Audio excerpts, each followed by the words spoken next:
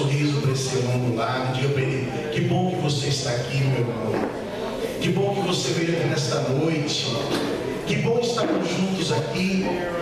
Já estão no fervor, no espírito. Como é bom vir aqui, às vezes, a cada 3, 4 meses, e ver como Deus tem abençoado. Olha como está lindo esse povo aqui, não é? Que maravilha. Está chique, não é? Está muito chique, né? Muito bonito, parabéns. E tenho certeza também que, assim como nós experimentamos a luta e a providência de Deus para acabar esse espaço, a nossa alma também, o nosso coração, ele está sempre em construção. Deus está sempre dando aquele acabamento final. O coração do cristão é assim: quando não está em construção, está em reforma. Deus sempre está trabalhando na gente.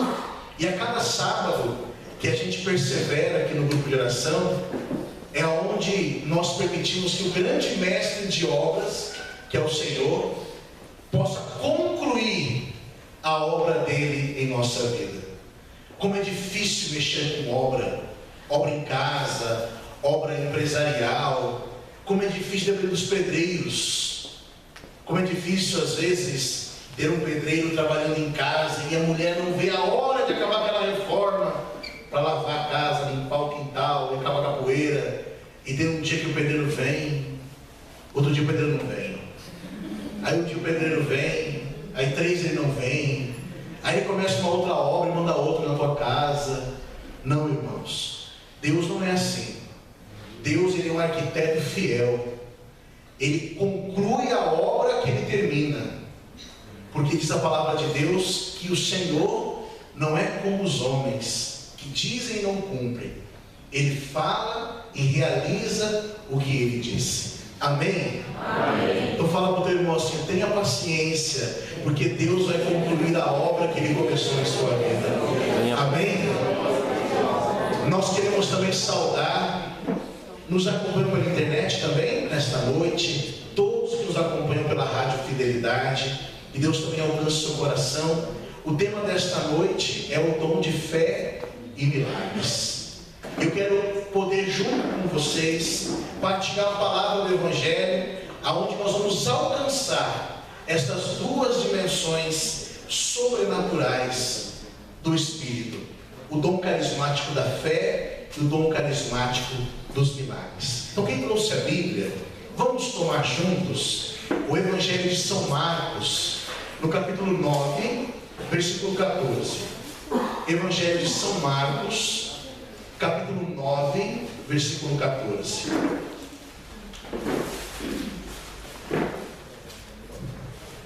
O Evangelho de São Marcos, ele é o menor de todos os evangelhos. Acreditava-se até mesmo alguns anos atrás que ele era o terceiro e o último evangelho dos chamados sinóticos a ser escrito. Mas na verdade se tem a compreensão e entendimento que ele foi, com certeza, após pesquisas, estudos, o primeiro evangelho, que serviu como uma coluna vertebral para Mateus, para Lucas. E Marcos, ele foi companheiro, discípulo de Pedro. Aquilo que Marcos escreveu era também fruto daquilo que ele ouvia das pregações e do testemunho do nosso primeiro Papa, Pedro. Vamos ler com atenção, capítulo 9, versículo 14. Na minha Bíblia o tema é o jovem epilético. Diz assim a palavra de Deus, versículo 14: depois, aproximando-se dos discípulos, viu ao redor deles grande multidão, e os escribas a discutir com eles. Todo aquele povo, vendo de surpresa Jesus, ocorreu a ele para saudá-lo. Ele lhes perguntou: que estáis discutindo com eles? Respondeu um homem dentre a multidão: mestre, eu te trouxe meu filho, que tem um espírito mudo. Este, onde quer que o apanhe, lança-o por terra, e ele espuma, range os dentes e fica endurecido. Eu roguei a seus discípulos que o expelissem, mas não puderam. Respondeu-lhe Jesus: ó geração incrédula, até quando estarei convosco? Até quando vos hei de aturar? Trazei-o a mim. Eles lhe trouxeram. Assim que o menino avistou Jesus, o espírito o agitou fortemente. Caiu por terra e revolvia-se espumando.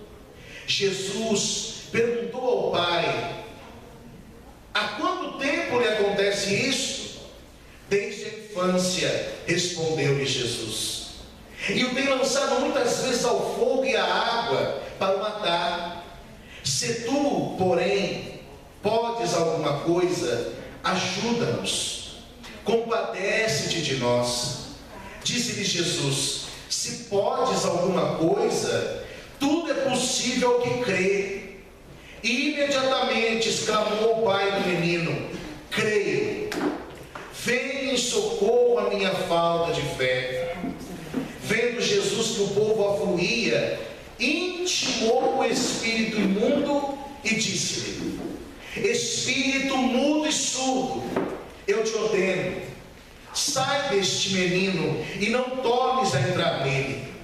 E, gritando e maltratando-o extremamente, saiu. O menino ficou como morto, de modo que muitos diziam: morreu. Jesus, porém, tomando-o pela mão, ergueu-o e ele levantou-se. Palavra da salvação. Glória a vós, Senhor. Vamos aplaudir bem forte o nome de Jesus.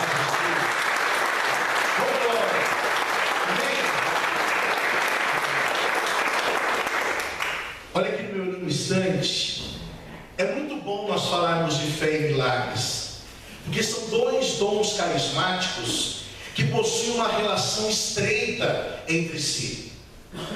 Quando falamos de fé, nós temos que entender que basicamente existem três classes sobre a fé. Primeiro, nós temos a fé doutrinal. Nós estamos no ano da fé, um ano consagrado à fé, na dimensão doutrinal da sua existência. Qual é a fé doutrinal, Ricardo? A fé doutrinal é justamente aquilo que nós cremos, aquilo que a igreja mantém e transmite por tradição ao longo dos séculos. A fé doutrinal, ela pode ser resumida no credo que nós rezamos na palavra de Deus, na Santa Missa, quer dizer, seja ele o símbolo dos apóstolos, ou esse que nós estamos rezando na diocese, esse creio niceno constantinopolitano.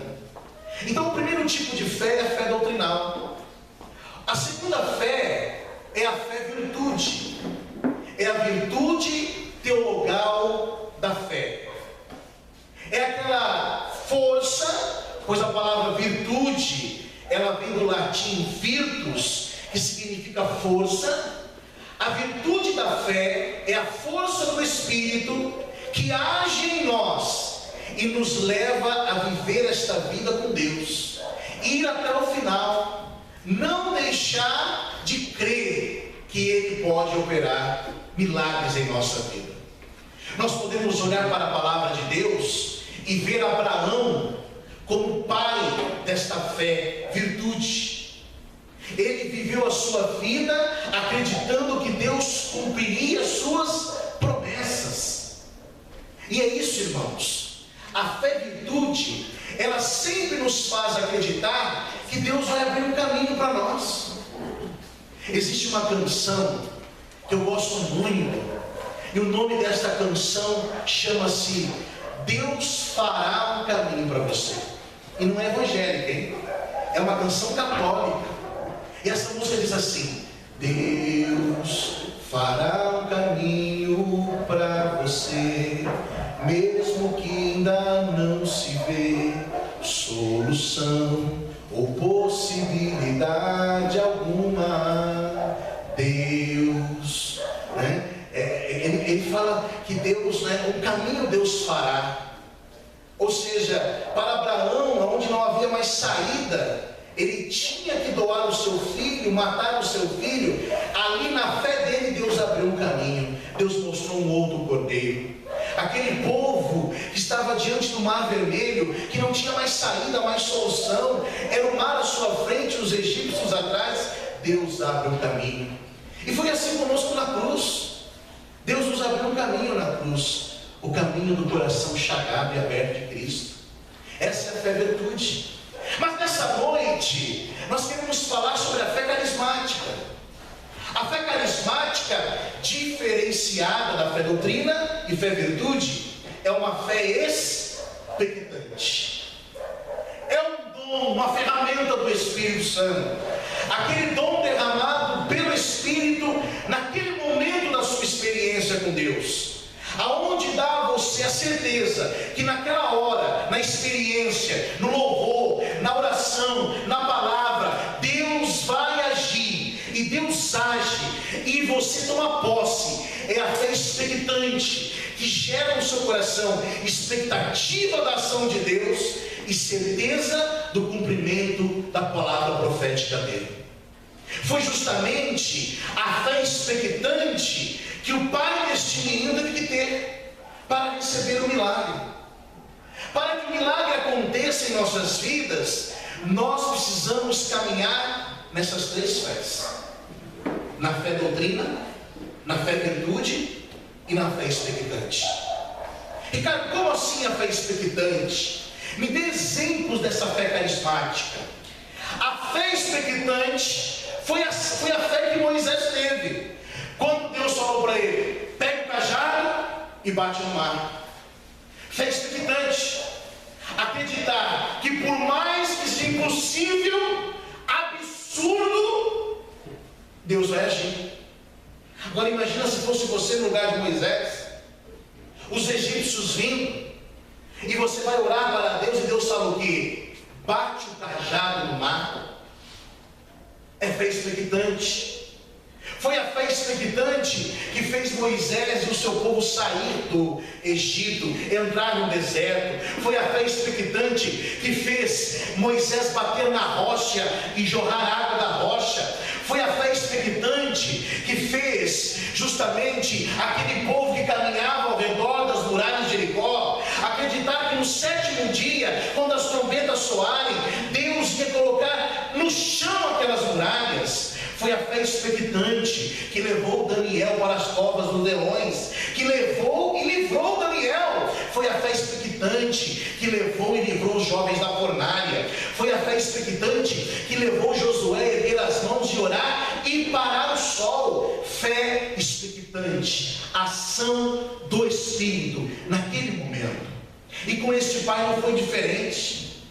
A palavra de Deus nos fala de um pai que tinha um filho epilético, e na verdade, como não tinham conhecimento dessa enfermidade, para eles a epilepsia era um demônio, porque tudo indicava que aquele tipo de manifestação, ranger os dentes, salivar e ficar enrijecido, não podia ser coisa boa, devia ser um demônio. Eu posso falar isso com experiência, porque na minha família nós enfrentamos essa enfermidade. Eu não vim sozinho, eu vim com a minha esposa aqui do lado, a Adriana, não é? E a minha esposa, nós somos casados há 13 anos, e também ela luta por essa enfermidade da epilepsia, já há 26 anos. E eu falo, e ela também fala sem constrangimento, porque essa cena do jovem epilético é uma cena que eu vejo em casa acontecer. Ranger os dentes, salivar, enrijecer. Achavam que era um demônio, mas era uma doença. Agora imagina que o sofrimento desse pai, irmãos, ele vai além da enfermidade. Porque se a sociedade julgava que o filho dele era endemoniado, o filho dele era alguém impuro. O filho dele era alguém que não poderia ser aceito no templo e na convivência social. Nós podemos dizer que esse pai não fez esse filho sozinho, Talvez a mãe desse filho, a esposa desse pai, abandonou também o filho, com medo do julgamento da sociedade. Eu tenho certeza que este pai, porque ama o seu filho, ele tinha feito de tudo já para o seu filho ser curado. Eu tenho certeza que este pai, assim como nós somos pais, ele tinha gastado tudo o que tinha. Ele tinha levado os melhores especialistas, homens de oração, médicos, e de repente aquele pai, ele perdeu a esperança, e a vida dele era ficar trancado na casa dele, vendo o filho dele ter as convulsões, porque era perigoso andar com um filho na rua. Colocar em humilhação o seu filho, ele poderia cair numa escada, cair num lago, como ele fala aqui, constantemente esse espírito lança o meu filho por terra, na água e no fogo. Aquele pai tinha perdido a esperança. Irmãos, quando um homem perde a esperança, o homem perde o sentido da sua vida. Eu tenho certeza que a vida daquele pai era ficar trancado com o seu filho, porque também ele não poderia abandonar o seu filho. Quem iria acolher o seu filho se ele o abandonasse? Mas um dia, os vizinhos que acompanhavam o sofrimento desse homem ficaram sabendo que Jesus de Nazaré estava na região.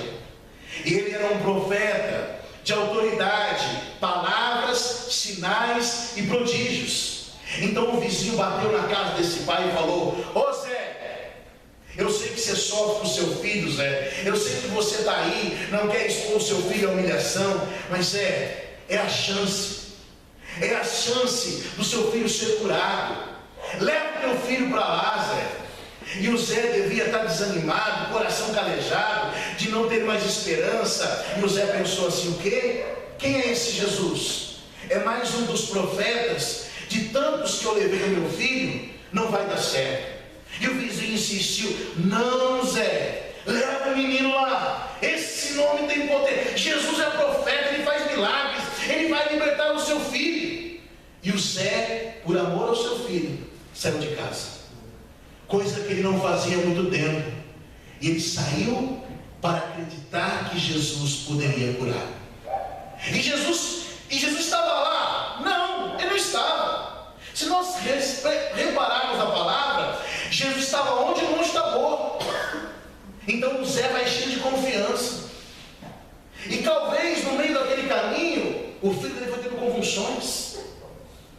Eu atendi um caso de um jovem em oração. Ele tinha cerca de 3 convulsões a cada 5 minutos. Ele tinha uma infecção, uma inflamação no cérebro por uma bactéria, e era impossível a cura dele para os médicos.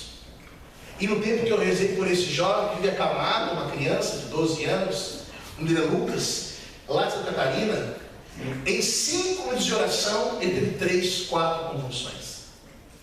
Mas ele não se bate com os medicamentos. Talvez aquele pai levando o teu filho até Jesus, o teu filho teve convulsões. E quando chegou lá, para a decepção do Zé, que já desacreditava, Jesus não estava. E o Zé começou a reclamar: está vendo? Falando com o vizinho: te disse que ia dar certo? Te disse que... cadê esse Jesus que você falou? Calma, Zé, ele vai aparecer. De repente, os apóstolos ali ao redor, os apóstolos percebem o alvoroço, chegam para o pai e perguntam: o que está acontecendo? E o pai responde: olha, eu trouxe aqui o meu filho, e Jesus não está aqui. Olha para o teu irmão do lado e fala assim: Jesus não estava lá. Diga para ele, Jesus não estava lá. E os apóstolos tentaram ajudar.